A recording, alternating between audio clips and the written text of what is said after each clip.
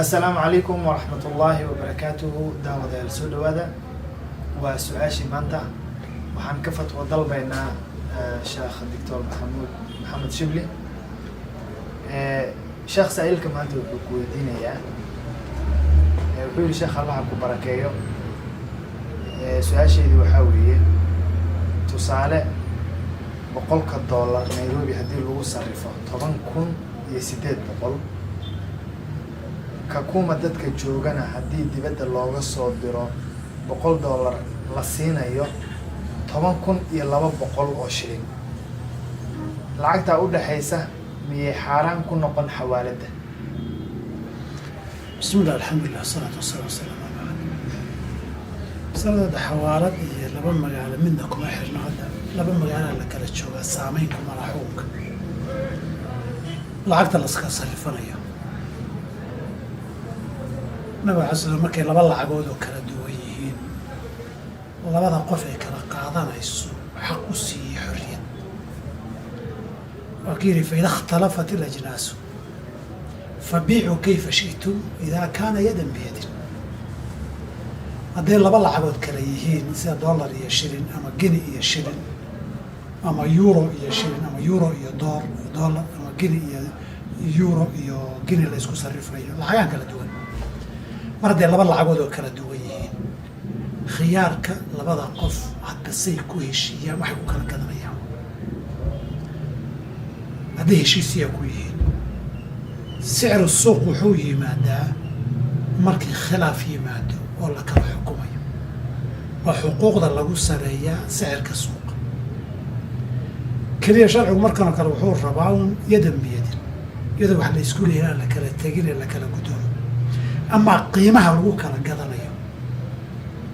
iyadoo isku meel la joogo iyadoo isku xafiis la fadhiyo baa qiimo kala duwan labadan qof lagula heshiin karaa. فإذا اختلفت الأجناس فبيعوا كيف شئتم إذا كان يدا بيد. سلا دونتان كذا maxay ka horeeyay الذهب بالذهب مثلا بمثل سواء بسواء وين isla egyihiin tira ahaan dahabka lama kala badin karayn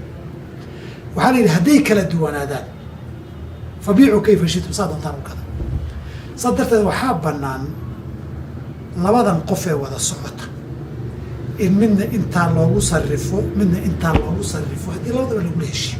midba meeshaad ku heshiisaan wey walidaalika baa doolarku hadda kala duwan yahay haddaad doolar wadato iyo hadda adigu doolar doonayso soo ma kala qaadisana mushkilad ma laha waayo kanna intaasaa duusa raalli kuyuu kaaga sarrifa haddii kale wixiisuu la tegi doolarka wata kanna intaasuu kaaga qaadan haddii kale lacagtiisuu haysan oo la tegi hadduu isagu aqbalo fabiicu kayfa shi'tum wa idaa kana yadan biyadin. waxaa kaloo bannaan haddii lagu heshiiyo boqolka isku taalla iyo kontonka iyo tobanka iyo 20 iyo 5 inaad sarif kala duwan hadduu ninka isagu raalli ku noqda kaga qaadata waa loogu leeyahay فإذا اختلفت الأجناس فبيعوا كيف شئتم إذا كان يدا بيد واحد. قفنا دولاركم ملكي ساعة قفنا لعقتها ملكي ساعة كلا لو صرفيه قيمها المكو قناع ذي المكو كلا قدرنا يدا بيد ما نورنا قفنا إلا حوق الله مو كلا هذه العقل يسكرها العقتي اللي واي ولا عقلها اللي بدل أي نقطة